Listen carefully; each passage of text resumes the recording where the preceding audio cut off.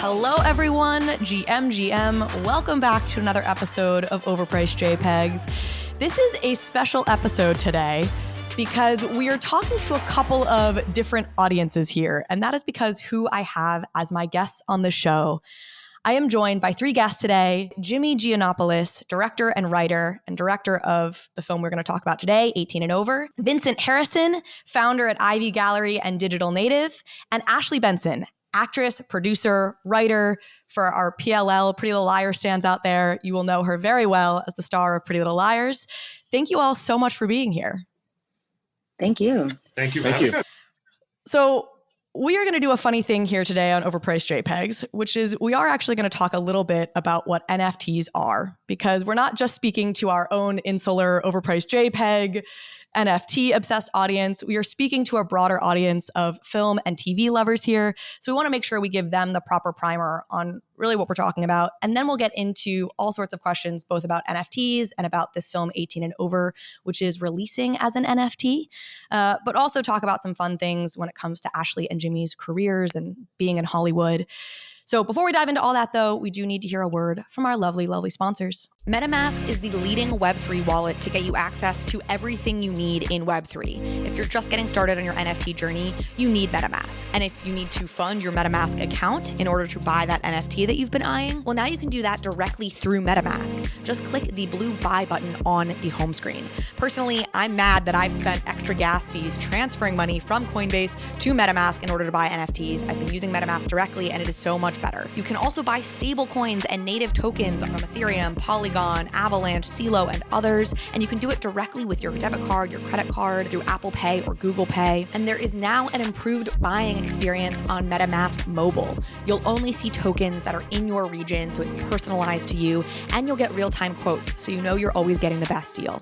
If you haven't downloaded MetaMask yet, what are you waiting for? Go try it out. You can learn more about buying cryptocurrencies with MetaMask at metamask.io/buy-crypto.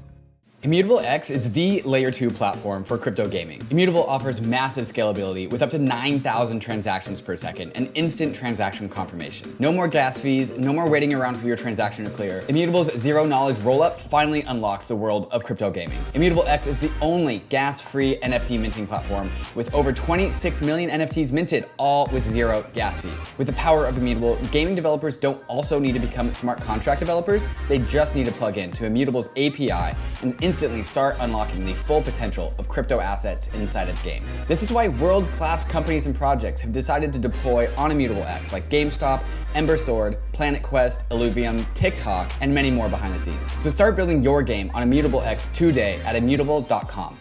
All right. So it's NFT primer time. Again, Overpriced JPEGs listeners don't need this, but we are extending this to some of our new listeners here who are hopefully learning about NFTs for the first time. So the way I want to explain NFTs and maybe blockchain technology broadly is, Ashley, I want to ask you, what is the most valuable thing you own? And that could mean the most expensive thing or just the thing that has tremendous meaning to you. I mean, this is like, I don't know. I would say my house in LA. And the reason being is because I've been working on it for like 2.5 years.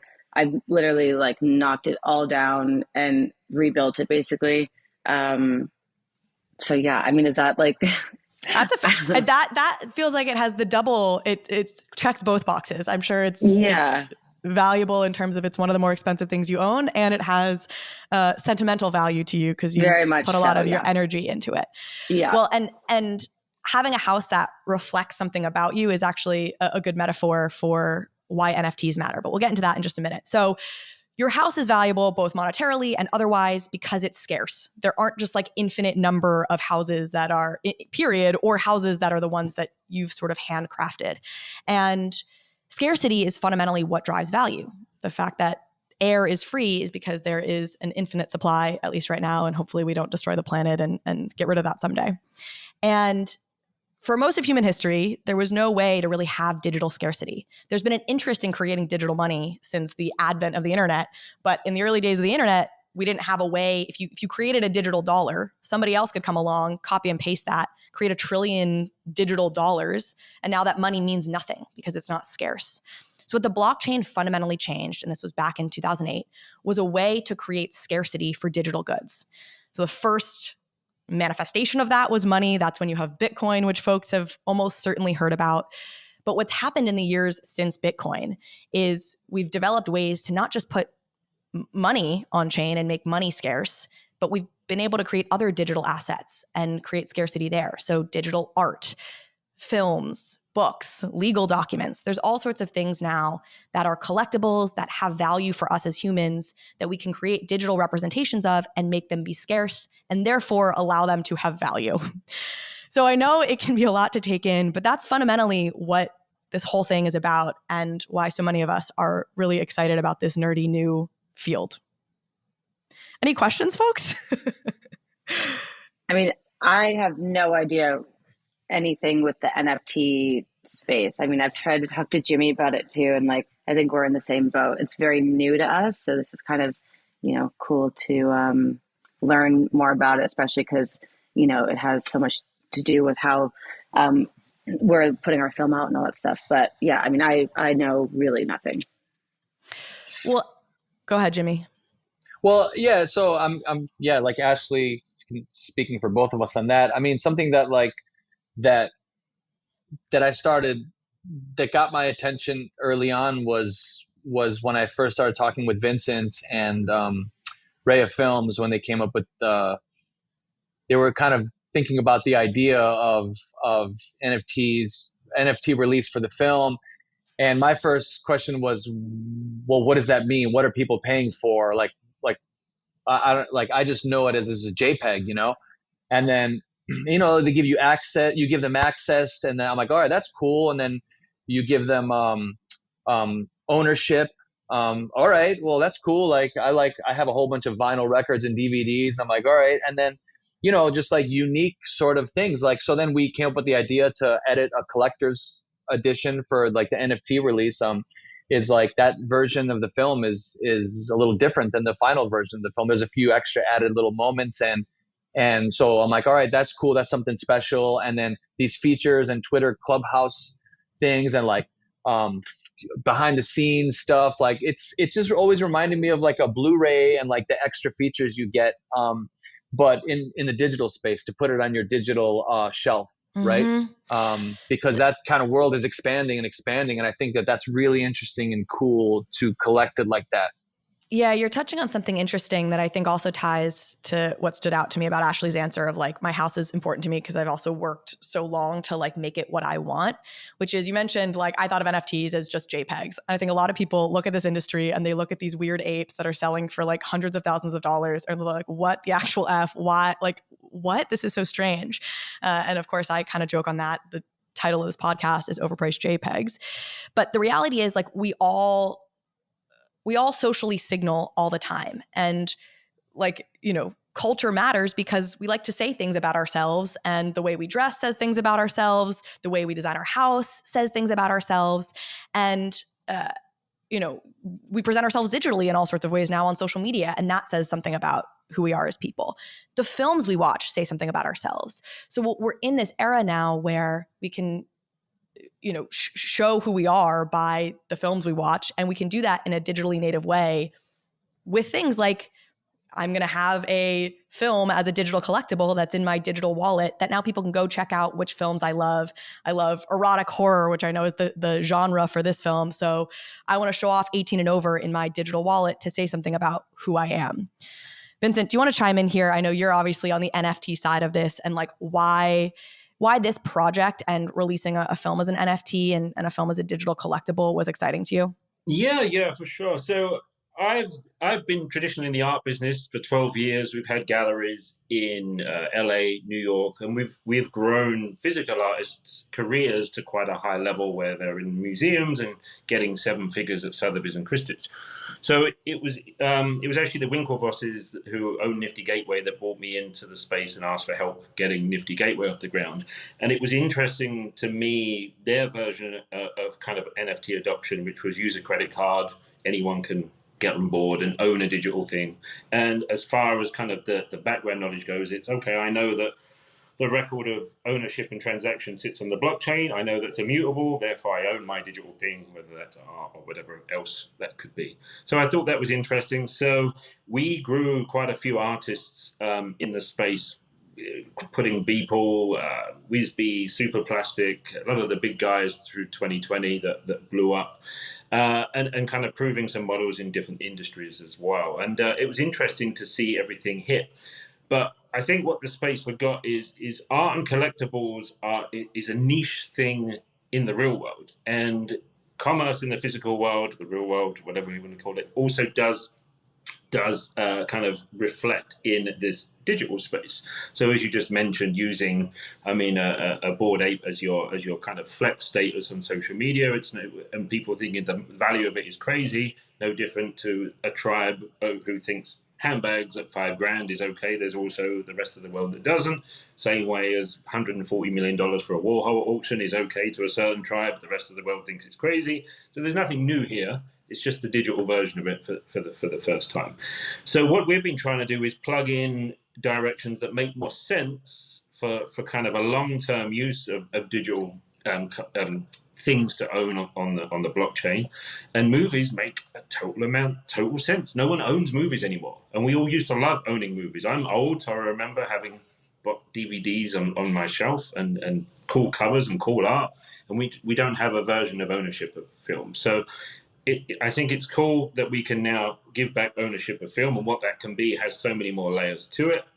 And that's why I've chosen I wanted to work with these guys on this film, because there's built-in community here already. A lot of the PFP projects are trying to build force economics, force community, and it ends up being a group of guys that just hope they sell their things for more tomorrow than they pay today. Whereas, I'm been talking to some of Ashley's super fans. She's got like hundreds of dedicated super fans that already are the community and are already so pumped about everything she puts out. Jimmy he was a huge musician and producer before he got into movies. He's made some cool movies too. So he has an audience already that wants to interact and talk with him that will come over. So it's inherent with kind of musicians and especially actors as well, that the community, and we can bolt all this together and make kind of the perfect version of a PFP. So film just made total sense for that. So we'll talk about like practically what does this mean if you're a huge Ashley fan, like how to get in on this, like from a practical standpoint, and what does it all really look like. But let's do some fun questions and get people out of the weeds of NFTs for a little bit. So one thing I know you're excited about, Vincent, and that I'm fascinated by is like, how is blockchain going to change storytelling and what and how stories get made and told?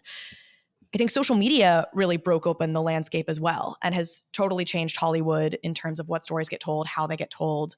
Ashley, I'd love to know from your perspective, you started your career long before social media was a thing, and then you've very much been an actress during this era of social media. How has that impacted your career, and how have you seen it impact Hollywood? I have like a love-hate thing with social media. I think it's an amazing platform. Obviously the industry has changed as a whole because of it, and it's not necessarily a bad thing. It's just, for me, it's just a thing to kind of get used to. But yeah, I remember, I think the first season of PLL is when like Twitter came out. I'm pretty sure. And that was kind of the first thing. And then Instagram. And then now you have, 50 platforms that everybody uses. But it took me a while to understand why it was important. And, I think what I've come to realize, like, yeah, it's a great way for your fans to get to know you personally. But also if you have businesses or you're promoting things, it's just free publicity for anything that you have coming out. And it is a really great platform to, kind of show off movies, trailers, behind the scenes, things that I'm working on with business wise. It's a great platform to do, but it's just a weird thing because I'm like, sometimes I hate social media, but then for things like this, it's, a very smart business kind of thing, I guess. I don't know. Did you get on Instagram? Were you early on Instagram? Yeah, since it came out, yeah. And was that like your choice? Did Hollywood get it instantly where they were like, get on this platform because we need you to promote the show or this or that? Or were they more skeptical of it? I'm saying that like Hollywood is one entity, but No, you yeah. understand. I think when Instagram came out, I mean, from what I remember, it was more of just like, okay, we're just going to put, random photos of, my day or whatever. For us on PLL, and like I think for a lot of TV shows and films at that point, it was all about Twitter. So it'd be like we'd have to live tweet. And I was like, I don't understand why we have to do this. And then it's like, okay, you're engaging with the fans. You have all these interactions. And like, it just gets everybody a little bit more excited and talking about X, Y, and Z. And then as Instagram kind of came along more like 3 years later, I think that's when I finally started seeing change. And then you have like all these like TikTok, whatever, like it's a lot. But yeah, I think that it took like a year or whatever for people to understand the positive side of social media. And then once we did, I mean, it just made sense. And now obviously everybody is on one of these platforms for, whatever they're doing. But I think it definitely helps. And I think it gets more viewers, it gets more buyers, it gets people more engaged and excited. So, yeah. Do you think it's changed what stories Hollywood tells? Like, I mean, yeah, I think so. I think now because, everything is on your phone, on your iPad, whatever, everybody has a phone, an iPad, a laptop with them at all times. And so I think now everything's just more instant, like instant gratification. And so I feel like it's kind of changed the film industry a lot. I mean, I really miss films from like 20 years ago, 15 years ago. People aren't making that now because it's kind of what's in the time, what's popular right now, and the trend, which is a little disappointing, but I get it. But yeah, I think social media has changed Hollywood in a big way. And yeah, I mean, I'm still trying to figure it out. yeah, I would. One of the positives, it seems to me, is that it does put a microphone up to like the public, which can carry with it challenges. But I think it's also been a big tool for calling for like better roles for women or for people of color. And it strikes me that some of the more diverse stories that we've gotten of the last maybe decade have been from calls from social media. Does that feel true to you being inside the industry? Yeah. Yeah. I think, yeah, I mean, anytime that you're on one of these platforms like this and there's something big going on in the world or whatever, it's nice to all kind of unite and, we're able to share our voices and have it be shown on Twitter, Instagram, TikTok, whatever. And it just gets people talking more about, important causes and all of that. That's where I think we benefit from social media, because you do raise awareness of the important things other than like, oh, look at my outfit, da, da, da, da. You can make it a platform where, you are talking about things that people are too scared to talk about, and bringing attention to things that people don't necessarily think about. And it's just kind of in the back of their minds. And so, that's nice. And that's a great way for us in the industry to be able to speak our opinions, but also anything that anyone says is always either backfired or, it's positive. You could be saying anything, good or bad, and there's either going to be a negative thing from it or a positive thing. You just kind of have to go with it. But that's what like tricky. But yeah, I don't know if that made sense. But It did. Jimmy, I'm curious for you as a director, is there any role that like, call it social media or call it just like the internet? Does it play a role in how you think about shooting something, approaching a project at all? Well, it definitely plays a role in the process on a lot of different levels. For example, Ashley and I went back and forth, and Vincent, and we put together a promo for 18 and over and narrowed it down to what we wanted creatively. And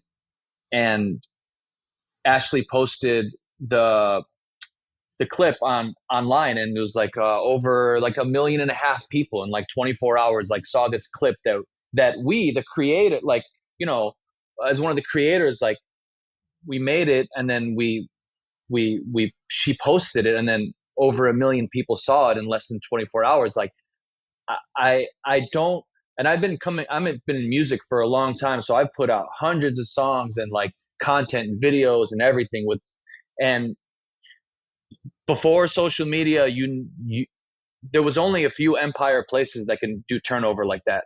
Very, very, very few places that can kind of like do that. And now, like Ashley's social media presence has more pull than most PR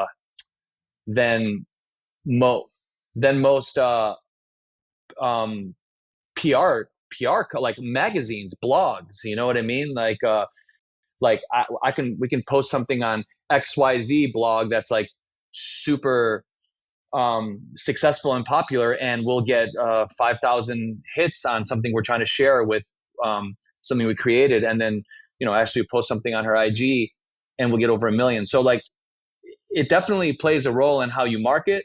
As far as creatively,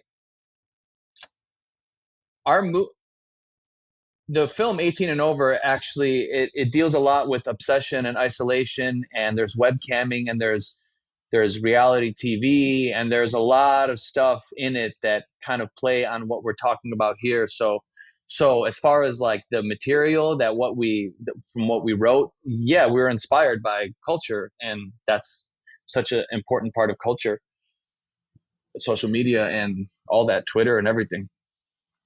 I even just saw, on a side note, I saw something the other day. I was on Instagram and I saw somebody, there was like somebody I know, their handle, and it said XYZ subscription, $4.99 a month, and you can subscribe now on Instagram.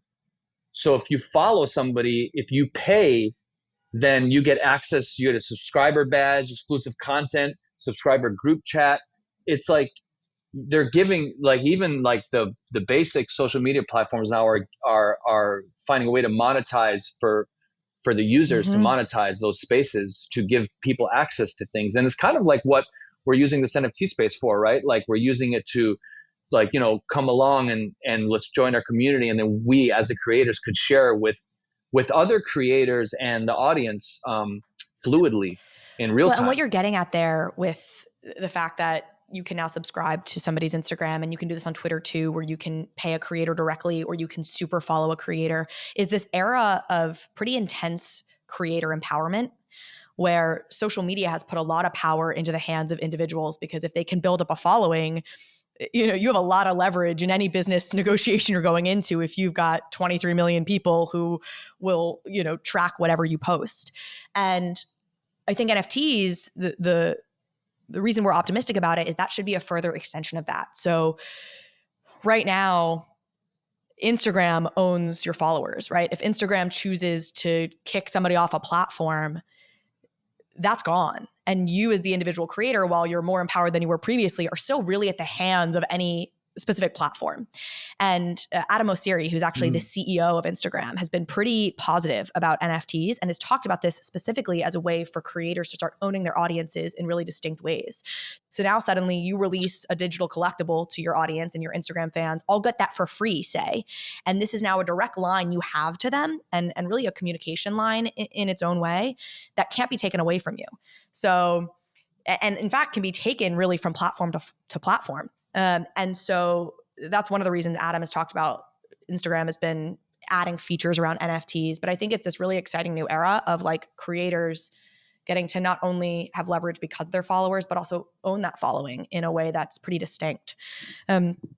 Vincent, I'd love to get your take on this. And you've sort of spoken about, I think last time we talked about, you see NFTs as a new way to get creative work made, and for, I think, new people to really break into the space in ways that hasn't really previously been possible. Can you speak to that a little bit? Yeah, we learned a lot of lessons kind of through the art wave of 2020. And it's actually very similar talking with Ashley. It was all artists that I knew and artists that I liked, I wanted to bring into this new space. I thought we could turn it into something, and they were like, well, I don't know what the hell's going on. I don't know anything about it. And then bring them in. They see some things happening. They engage with a whole bunch of new collectors, and it's a very close connection. Like you said, no one can get in the way of it. No one can stop that connection. And it became very empowering for them, more so than social media, because you now have this community that have not only paid to be there, it's a limited amount of that community, and it becomes a kind of a lot more rewarding for both parties as well. It's still a bit disjointed on social media, and so these artists trusted me with these crazy digital direction. And I've got some great texts from Beeple back in October 2020 going, what? No, I haven't got time for this. And I'm going to sell it as an NFT one day. And it's just like a whole bunch of other, yeah.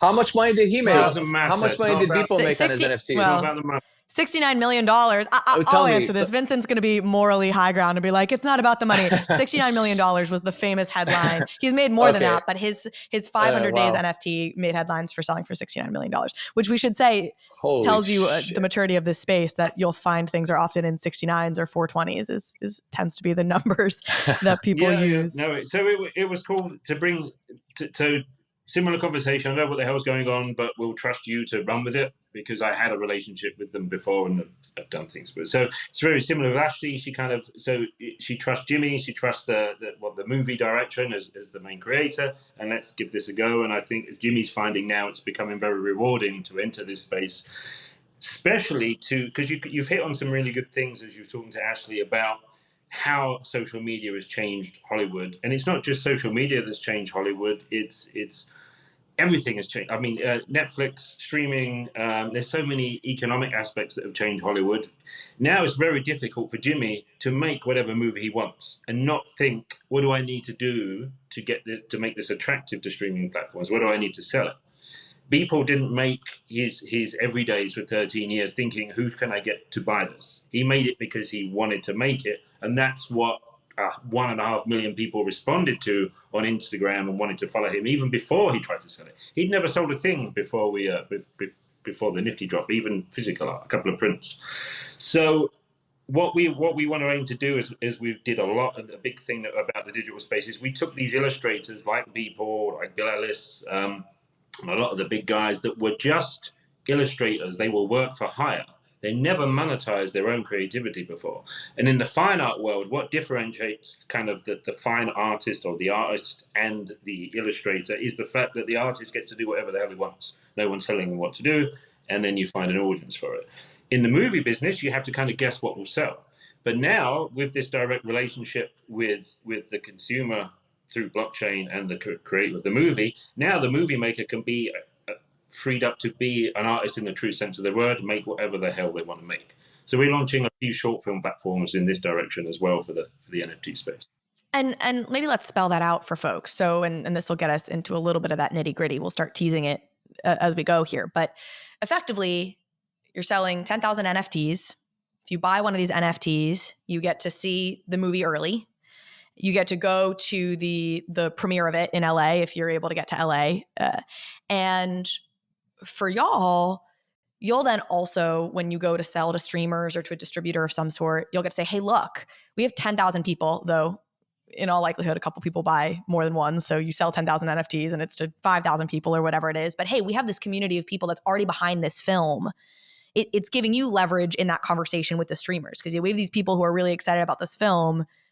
Netflix, you should want this on your platform, and you should compete with Amazon Prime, who also wants it on their platform, because look at this community we've built. Is that what you're talking about when you say it's giving powers back to the directors in the way that maybe artists have power? Exactly. To make what they want? You can create what you want and build an audience for that, and then you're proven to the studio. So that's definitely one aspect of it, where the studio won't see you as such an unknown bet, because you've proven yourself, you've proven you can monetize, and you've proven you've got an audience. And it's not just the actual number of sale of NFTs, it's the hype that comes around it as well, because it's getting a lot of attention. It was in all the press, so there's going to be a ton of people that want to get in on it and want to see the movie, but they couldn't because they didn't get in on the NFT for whatever reason. So we create hype, create exclusivity for this aspect of it. But from a kind of a consumer perspective, if you're just looking at this as a someone that likes film, this really is kind of the Blu-ray box set before the movie comes out. And obviously we don't have Blu-ray box sets anymore. And if you're under 20, you don't know what a Blu-ray is. So it's the new version of film ownership, of true ownership of film. The blockchain obviously gives you true ownership of a digital thing, and now we can do that with film. So what we're doing here is a bigger version of it. It's a way I think we can make film work for the benefit of the whole industry for some of the points we've said, but also we're kind of bringing it in a way that makes sense to some of the NFT crowd that are already here who like the PFP type project. But we're not financing anything. We're not asking you to finance anything. There's no faith. It's already made. It was $2.5 billion to make this movie, and now it's being given out to the fans. So I use an analogy for non-NFT people. This is like buying a Star Wars figure before Star Wars comes out, and then when you've got your Star Wars figure, you can go and hang out with George Lucas and the cast of Star Wars. You get to own Star Wars before anyone else does, and when it comes out at the movies, you get to go to the premiere, hang out with the talent. And then when the movie goes to traditional distribution, you also get a little kickback for holding your Star Wars figure. So and you still have the exclusive cut. Yeah. So you own your own cut of the movie, you own your Star Wars figure, and you still get access to talk to now Jimmy as George Lucas in Discord and do some cool things. Right. We've got Lindsay Pallas, who's in the movie, coming into Discord next week. We're doing so. It's just we're going to keep it going with this new version of fandom. And so it's good for everyone. That's the idea. It's good for the creators of films. It's good for the major studios. You can monetize as a filmmaker earlier now in your career. And then the fans get a whole another level of experience to ownership and engagement with the movie IP. You teased something there that I know I want to talk about later. I don't want to double down on it now, but you mentioned this little kickback that is something that I'm fascinated by because folks who've listened to this show a lot will know I've dabbled in my own way on advising like film projects on NFT strategies. And, so there's something there that I want to talk about. But before we go there, and I'll tease that for the end, maybe, I've always thought about this in sort of two waves, right? You've got NFTs on the front end of a project, and then you have NFTs on the back end of the project. You just mentioned like Star Wars. Well, obviously more people were interested in Star Wars collectibles after the film had come out. And that's when like the real fandom exploded. What do you think the, total addressable market is in the future for folks who want to buy NFTs early on the front end of a project? And how much do you think that y'all benefit right now from being early adopters to this? This is tough now. This is, again, we as we did with art in 2020, no one knew what the hell was going on. We're banging on lots of doors, and we would sell. We're lucky if we did $5,000 with selling a Wisby collection. But it was proving a model. I knew there was something to this. I knew there was a future, and then obviously now all the artists that we work with have made millions of dollars, and they're all very happy driving around in their Lamborghinis. But with movies, these guys are brave to put this out there like this. This is tough to make work, and there will be skepticism from the outside world and skepticism from the NFT world that wants everything to be about kind of a financial instrument and the monetary aspect. So, but we all believe that this is just as beneficial to filmmakers as it is to artists, and this is a way to carve out that path. So it's about being pioneers more than anything. This is no one's getting rich off this direction. I mean, it's not. It won't even make the budget of the movie back, and so if it breaks even, it's good. But we're proving a model, and there's a whole bunch of other film projects lined up behind this. So Ashley, you talk about this sort of fraught relationship with social media. And again, digital identity is a huge part of what NFTs are really about, being able to show off your digital identity in all sorts of different ways. And right now we've seen it mostly in these like weird PFPs that people make their pictures on Twitter that everybody outside of this world finds really strange. But I see it ending up where you have your digital bookshelf of the books you love and the movies you love. And it's sort of bringing back that art that's really been lost because now we all listen to music on Spotify and watch things on Netflix and we don't own this art anymore. How do you see your digital identity differing from your IRL identity? I don't know. With me, I really like to just always be completely true to who I am. Like, there are certain people who want to have a different persona to their following. And I'm very much about like, this is me, no bullshit, whatever, just very real. So for me, I just think, it's kind of learning and like I said, I really only know like Instagram and I don't really even tweet anymore, but like now with TikTok, I've seen how well that is doing. And, with business and, again, promoting films and shows or whatever, it's huge. And sometimes actually, it's bigger than Instagram because it's a completely different thing. So I've now been kind of figuring out TikTok just to figure it out. And I've been putting a little bit of stuff on there too. But it's interesting because, when I go to promote this film, it's like I could put things on Instagram with like the trailers and all that stuff. But then, let's just say like we have the premiere next week for the NFTs. I could do a whole story on TikTok and get two different audiences, some who may follow me on Instagram, some who don't. But yeah, I mean, it's a wild place to be. And I think the more that I understand it, I'm just seeing all the benefits of it. So we've been talking about this digital bookshelf, right? Where now you put your DVDs on there and you show people what movies you love and maybe you put books on there. What would be on your digital bookshelf? Have your NFT wallet. What movies really reflect something about you or books or CDs? 18 and over. Yeah. Oh, is my mic on? Sorry. Kind of a mix of everything. I think film wise, like every Darren Aronofsky movie, Harmony's films, anything pretty much dark-ish. But then I'll have like, dumb rom-coms that like I'm obsessed with. Like Bridget Jones' Diary, I watch almost every single day because it's just like, woo, good time. Yeah. And then CDs, I don't know, like anything in the, mid to late 90s, early 2000s, I've really been kind of hitting the throwback playlists a lot because I'm just kind of getting bored right now because Spotify has all those like, top hits, whatever. I've listened to it 1,000 times, so I'm just going back. Or I would have like a bunch of jazz records. I'm a huge jazz fan. Chet Baker is like one of my favorite singers. Billie Holiday, all that. So kind of, I don't know, random mix of a bunch of stuff.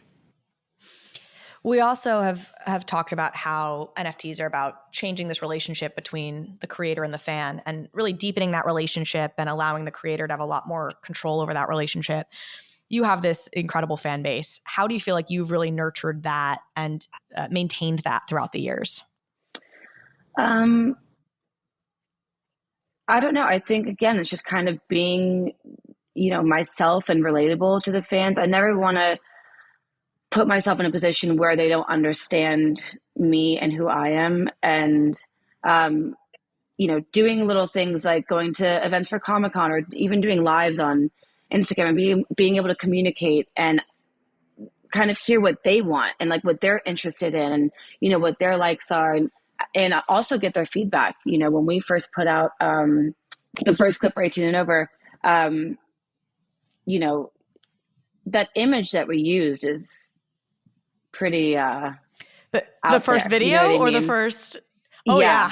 Yeah, the first video. And I was thinking, I was like, it might be too much. Like it might be too much. But again, working with Jimmy, I've always been like, let's push it a little bit further. Let's not play it safe. So we did. And Jimmy and I were very much like, this is it. And I remember taking or doing that scene and then also the stills from that scene that day in Big Bear. And I was like, this is the fucking poster. Like, this is it. This is the image. And you in the bathtub? It really is. For anybody who, it's the you in the bathtub scene and image. Yeah. And so, yeah, we put it out and, like Jimmy said, I called him and I was like, holy shit, like it was at 1 million by the end of the day. and even more than that. So I think it was just, I mean, it's just so crazy to see it kind of explode. And like certain things that you put on social media too, some don't get as much attention and like other things do, but that post definitely did. And I think it's a really great way to get people talking about our movie. Taking bold bets. This is your second movie that the two of you have worked on together. Is that right? Mm-hmm. It's our second. What works so well about the collaboration between the two of you that made you want to do another movie together? Well, I can speak for me on my end. We did the birthday cake, and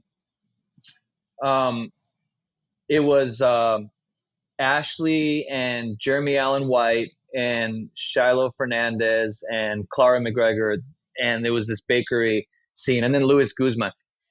And Ashley in that Ashley showed up and knocked it out of the park. That's the easiest way for me to say it. And in between, I think in between scenes, you were watching, what's that Jennifer Aniston? I watched it because you were watching it there. What's that show where the newsroom show? What's that latest Jennifer Aniston show? With Reese Witherspoon. With it's Reese Witherspoon. The Morning Show. I remember we're about show, to call, like we had, the cast was stacked. So like I worked at that point, like, with so many people, and, everyone has their different kind of approaches, but it's funny because I remember I was working with Ashley, and then she was like, I'm like, all right, we're going to go. And then I remember Ashley just like pausing it and jumping in, and she just knew it so well. She was prepared. She got it. And like, I didn't have to say much. Like, you just understood it, because Ashley and I have made music before. We were working on developing another film, Tokyo Terror, in the past that it was just kind of like our first introduction to that. So we know each other and our sensibilities pretty well. And that was really fun. Her scenes in the birthday cake were there were some of my favorites in that film, and a lot of people's. And then we did 18 and over, and I remember watching Ashley in between takes for 18 and over, and it was kind of like everyone was going through a lot when we shot this film. It was the middle of the pandemic. There was a lot of stuff going on in the world. There was a lot of stuff going on in everybody's lives, like it was very, very weird time. And I remember Leo Scott, the editor, and I sitting there and watching Ashley before and after takes, and kind of seeing, you can really, as a director, contrast how great an actor is when they can turn it on and just kind of like just land it. And I watched her be such a pro and be able to do it. But then I saw this vulnerability before and after that I didn't see on set, because I wasn't asking for it. I was asking for the fastballs. And then, so even when I saw that, I saw a whole other layer to Ashley. So now Ashley and I are developing a third film together, which is a love story. And that's basically like, that's the opposite of kind of an 18 and over. That's like, what do you do before and after the take? Just a full vulnerability. So I've been able to experience like all different sides of like Ashley, even like as a person, what she said earlier, just being authentic, even on social media. It's even like that with the films, and when she shows up and acts. So for me, like there's just, as a director, Ashley is the type of person you want to hire, period, because she's just got it. She's authentic. She can show up. She can do, I mean, look at the people that she's worked with so many auteur directors, you know what I mean? Like from Alex Ross Perry, who I love, to Harmony Korine, to like all these different people. There's a reason for her, like she's great. So for me, I just feel lucky that we're able to jam like that. And yeah. Damn. That's the truth. That's the truth. There is a brand new staking feature in the Ledger Live app today. We all like staking the assets that we're bullish on, and now you can stake 7 different coins inside the Ledger Live app. Cosmos, Polkadot, Tron, Algorand, Tezos, Solana, and of course Ethereum. With Ledger Live, you can take money from your bank account, buy your most bullish crypto asset, and stake that asset to its network, all inside the Ledger Live app. Through a partnership with Figment, Ledger also lets you choose which validator you want to stake your assets with. And Ledger is running its own validating nodes, offering a convenient way to participate in network validation, and it even comes with slashing insurance. Ledger Live is truly becoming the battle station for the bankless world, so go download Ledger Ledger Live. If you have a Ledger already, you probably already have it, and get started securely staking your crypto assets.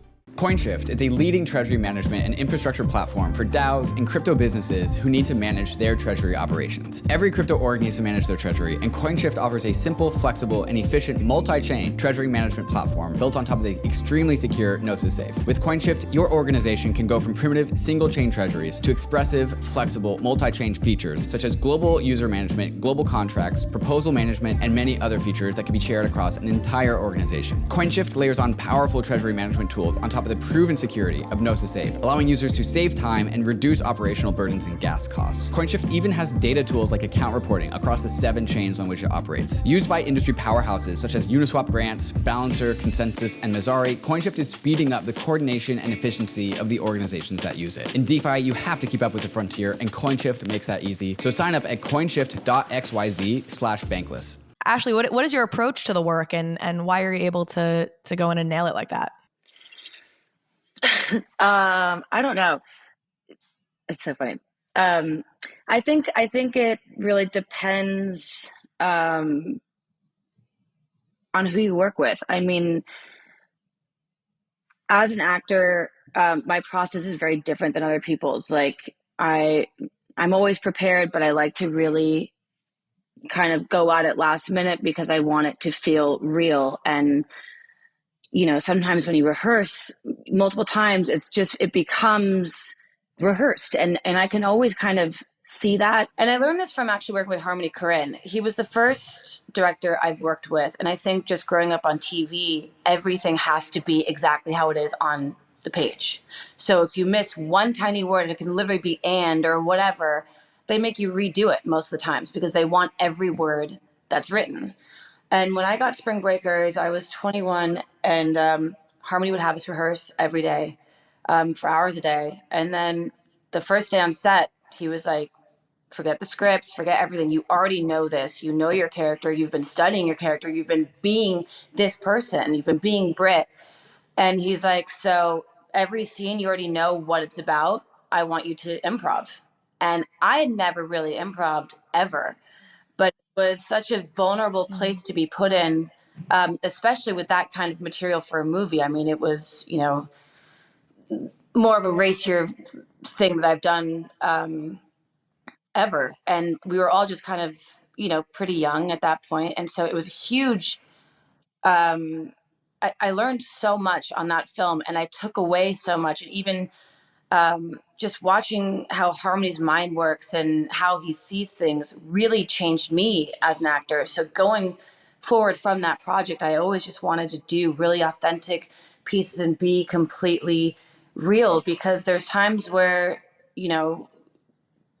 I could all of a sudden think of something and it drives the scene in a whole different direction. And I made Jimmy aware of that, because there's little bits and pieces when you're in the moment and you're playing the scene out, but then something could just come to you out of nowhere, and it's like, holy shit, like that was a moment. That's incredible. And Jimmy's very much kind of about that. And like he said earlier, we've been friends for years, and we've spent many nights, me going down to his apartment in New York and writing and recording and talking about things that we both wanted to do, and talking about feeling stuck and not having the right projects come to you, and making our own stuff that we want to do, stories we want to tell, roles that I want to play. And Jimmy's been there the whole time. And like he said, we're about to kind of start a third project together, and this one's going to be even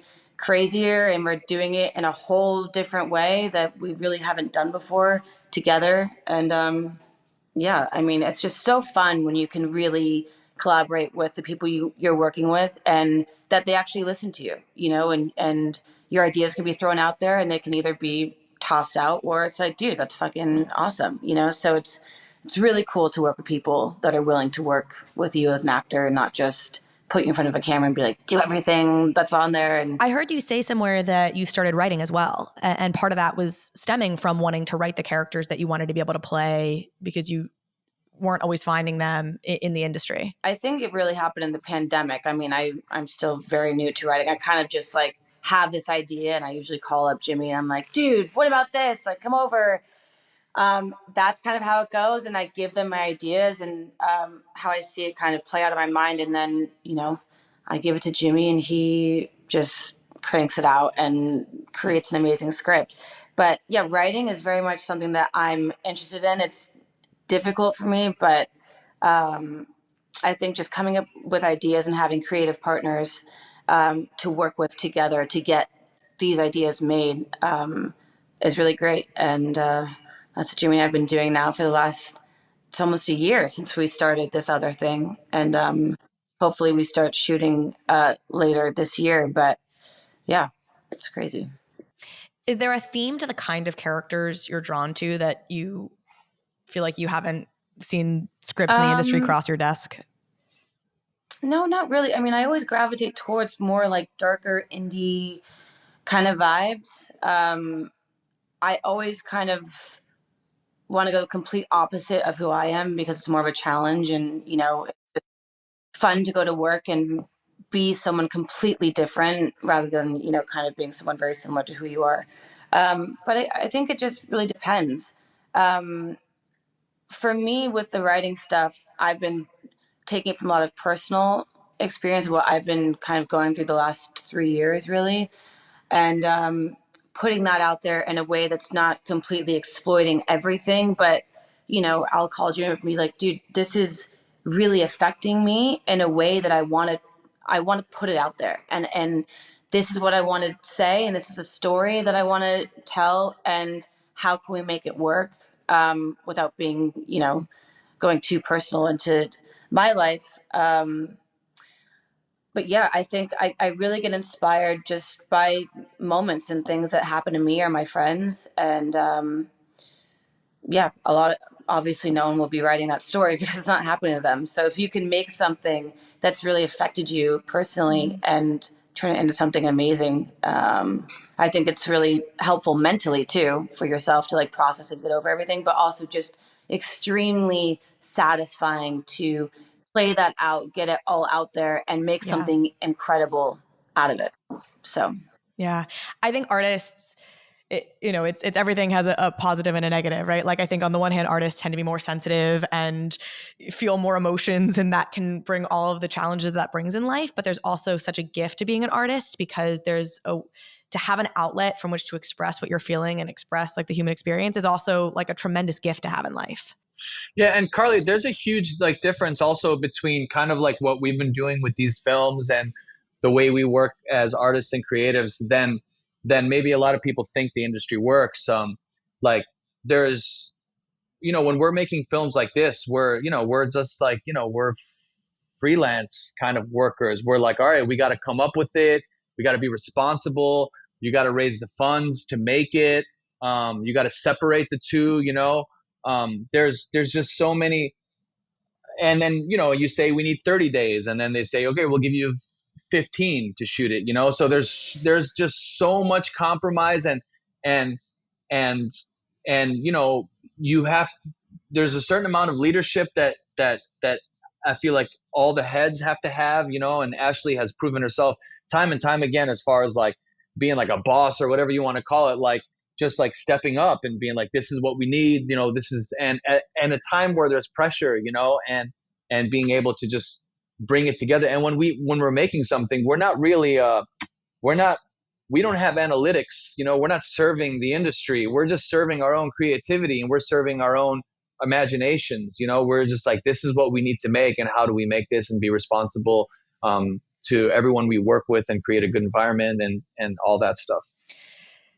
Hearing you guys, I think it's clear to me why this is a good fit for an NFT project. And maybe that'll get us to, let's get into the nitty gritty here and kind of leave people with exactly how they can start to participate. But it's definitely like, let's take bold bets. We'll put the bold Ashley in a bathtub, risque thing out there. We're like true creatives who want to be able to make the art that we want to make. And we have all sorts of industry constraints we're working within to do that. And so how can we find models for this that like, again, give us a little bit more leverage within that industry or just help us make it in an artistic way that we want to make it. And, there's a lot of shared ethos there with call it the Web3 ethos, which is the the broad term for NFTs, crypto, blockchain. So Vincent, why don't you break down for us kind of in the closing here, like if folks want to come and be deeply engaged in this project, the chance to go to the premiere, maybe meet Ashley, talk to Jimmy about filmmaking, like Perfect. What do they do? So it's interesting everything that was said here, because I learned a lot about the movie industry from this project, and the economics suck. Artists, painters can do well. Painters can sell something on Instagram that they make a canvas for and sell it for $200. And artists with galleries do well. The economics are quite favorable for fine artists that we're used to dealing with. But the economics of movies suck, and you've got all these amazing creatives out there making amazing material that funnels to a few studios and a few streaming platforms, whereas everyone's paying monthly for and they're just throwing the shit at the wall based on their algorithms. It's tough. It's you'd be shocked how hard it is for anything that's not a AAA title to kind of even make its money back. So it's the best fit we've had so far for the blockchain space. That's is what I love about it. It's a better fit than art. Art is niche.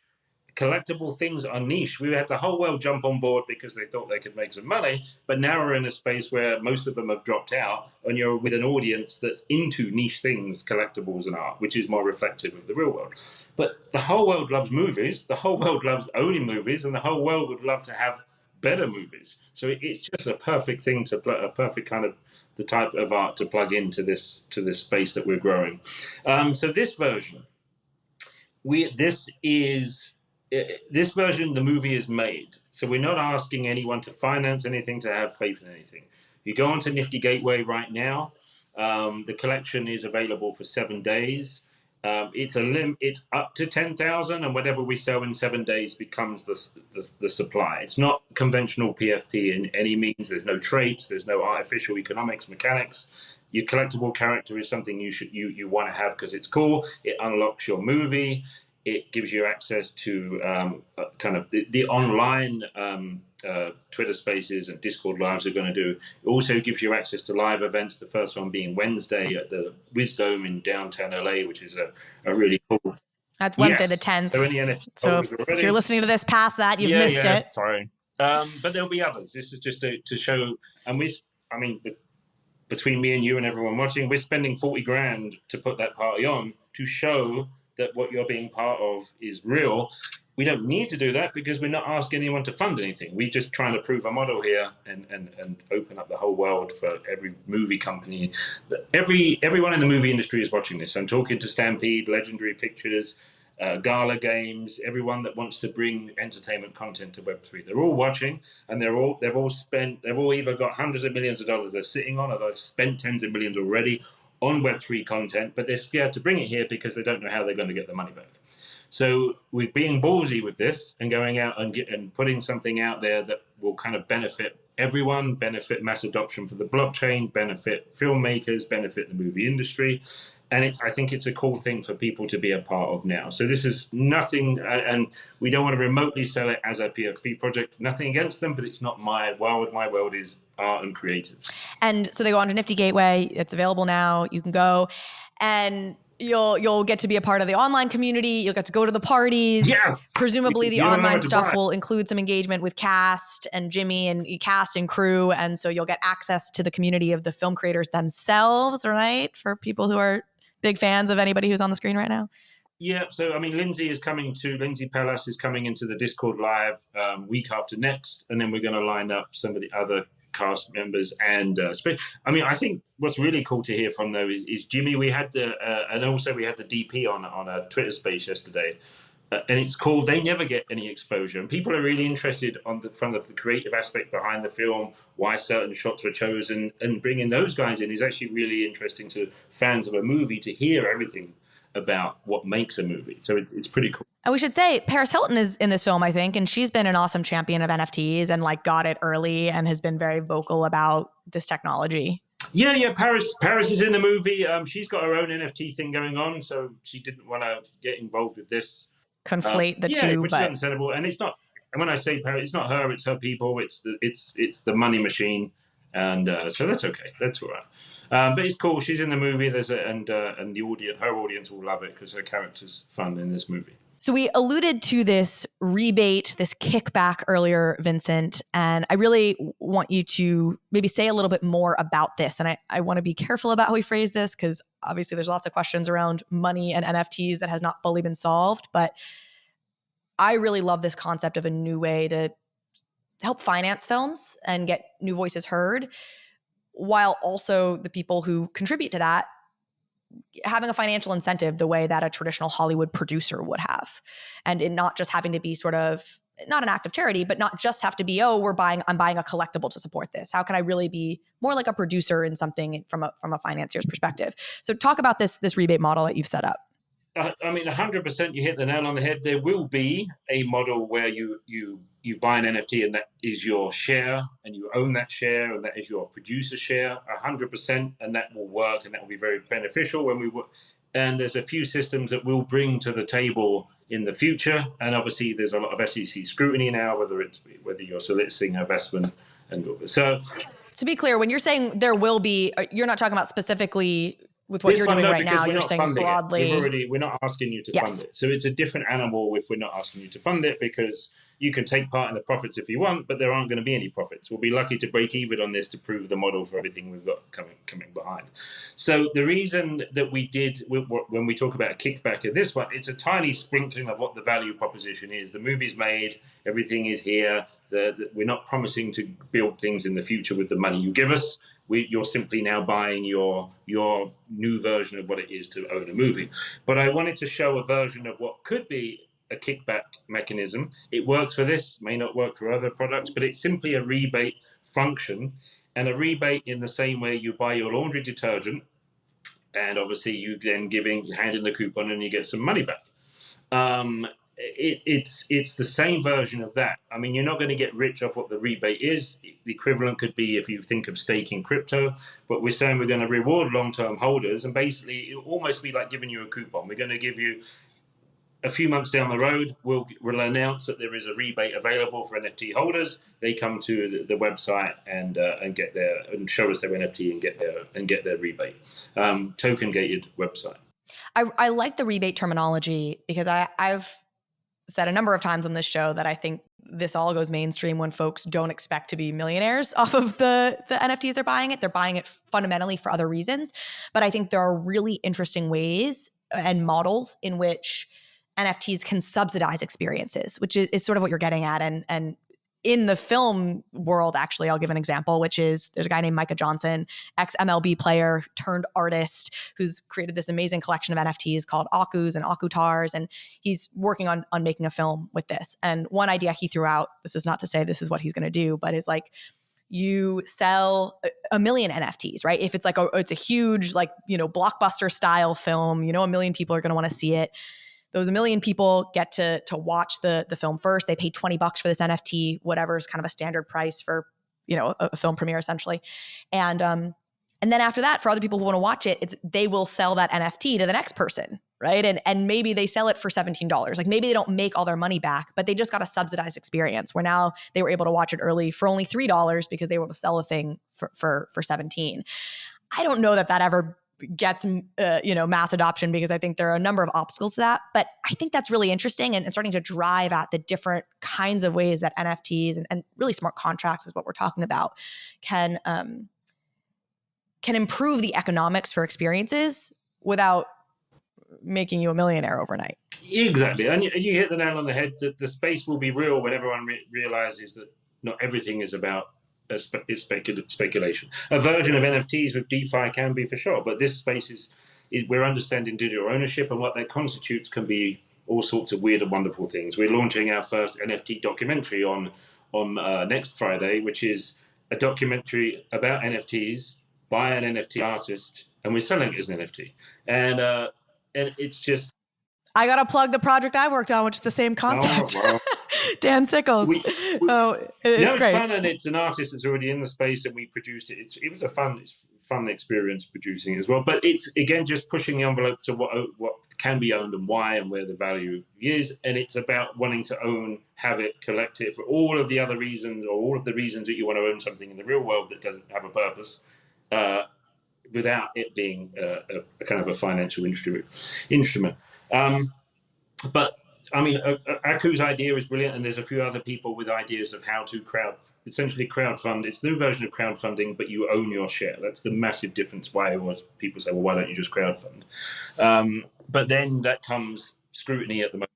With SEC. I mean, this was the challenges I ran into was we were trying to do this and we were literally going to issue a security, and then you look into what it takes to issue a security and it's a lot. It adds about $1 million to the budget just to get through that those legal fees, and you're like, we're an independent film that can't add $1 million to our budget.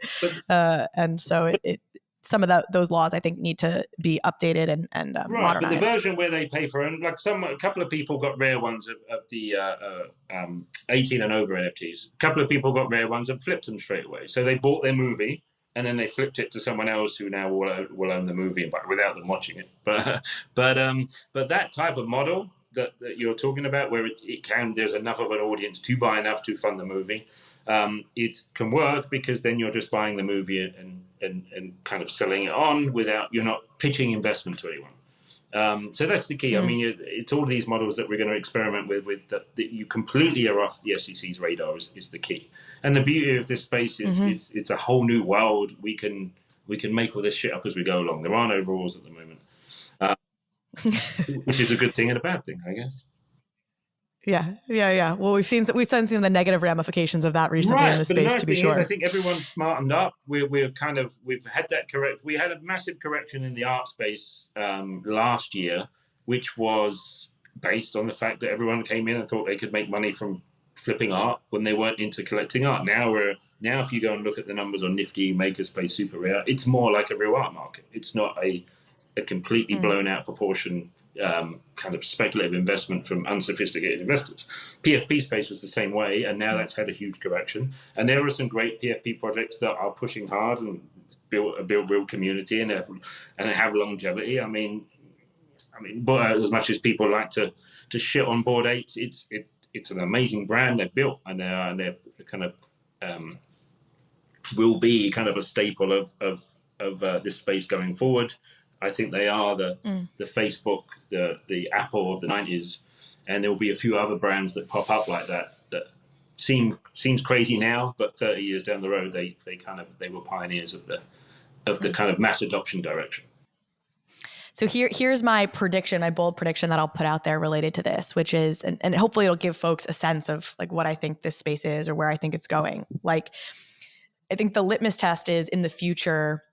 Right now, people have their dating profiles and they'll link to their Instagram account to give future dates a better sense of who they are. I think people will link to their wallets, which I don't know that by that point if they'll be called NFT wallets. And that'll be another way to give people a sense of who you are, because you'll have these things. You'll have your movies, you'll have your concert tickets that will be NFTs that you'll have on there, and that just economically will make sense for artists. And I think receipts will be issued, frankly, as NFTs. And so your coffee shop that you go to every day, like that would be a powerful thing, Ashley, for like your fans, like see you love some particular kind of coffee shop, like that would be amazing for the coffee shop. And so all of these things I think will really be where this space goes.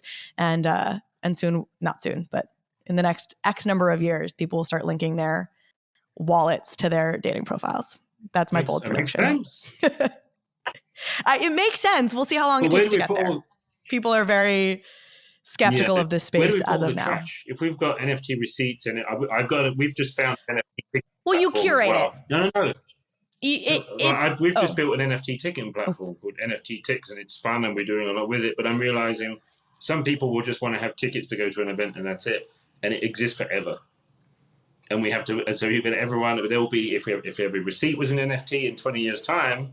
There's a lot of trash NFTs just sitting around that we didn't need that thing to last forever. So we're going to have to work out what to do with all the NFT trash. We're going to have some really big servers. Is what we're going to have. Some really big servers sitting places to hold all of our digital trash. And there's lots of negative ramifications to all of this, right? Which is like if you want things to be kept private, like you don't want everything sort of on a blockchain. But there's lots of ways we can deal with that. Awesome. Okay, last question. Crypto, NFTs, the blockchain, they get a lot of bad press, frankly. And I mean bad both in terms of sometimes it's negative press and some of that is fair and some of that is not fair. And also bad, just like bad journalism. Like literally facts are wrong just constantly when people report about this industry. Yeah. Ashley, I'm sure you've had your fair share of just like bad press, inaccurate press. What do you think is the biggest misperception about you? I don't know.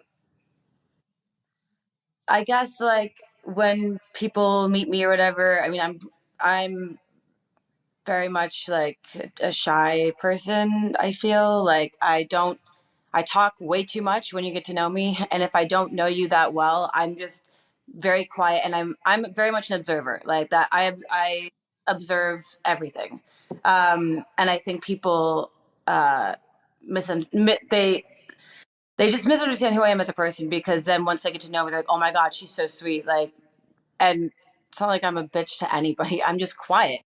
And I think it's just because I feel not uncomfortable. I don't know. I'm not really doing a good job of telling myself. Yeah. No, I think that's totally fair. Like, I think quiet people, I think you're getting at something real. Or like, and people who are famous, people assume like, oh, you must be extroverted or like, very out there. And oftentimes people are not. Actually, I think actors are often introverts, and that's jarring for folks who maybe don't know that. And I think a lot of people too, like with anyone, they relate you to who you play on TV or whatever. And so they kind of have, an idea of who you are, in that character, but then in real life, they kind of expect the same thing. So when they meet you, they're like, oh my God, you're like totally different than, X, Y, and Z. I'm like, yeah, I mean, you're an actor, but, yeah. And you've said you in particular are drawn towards characters that are different than who you are. Like some actors, I think, play characters that actually are kind of like them. That's clearly not the case with you. Okay. Actual last question. I know I said that was the last question, but I have to ask, thoughts on the PLL reboot? Have you watched it? I have not seen it yet. And, we really didn't have anything to do with the reboot. From what I know, it's doing well. I wish all those girls the best. I mean, I just don't know. Do you have advice for them? Huh? Do you have advice for them? Yeah, I mean, you just never know what's going to happen. We didn't know how big PLL was going to be. We were kind of just like excited to do this TV show, and then it became this huge thing. And I think it's just staying grounded and staying, as close to who you are as you can. Like, don't, get a big ego or whatever, because anytime, and these girls, I think, are relatively newer, some of the actors. And if this show goes, I mean, their lives change. And I think it's really important to surround yourself with good, positive people, and just stay very grounded and focused and not really let it get to your head, because then shit just goes down from there. Well, thank you all so much. This was so fun. I really appreciate you coming on and talking about this. I really am fascinated by the subject of how Hollywood and film and TV and entertainment in general will be affected by NFTs. And I appreciate you sharing this hour with me and giving your perspectives. Thank you, Carly. Very good. Awesome. Very good questions.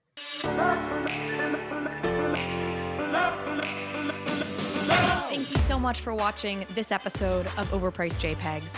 If you liked this conversation, if you liked this episode, please go ahead and hit subscribe. It helps me out, it helps the show out, and it means you will get alerts and updates when we post new content. Thanks again.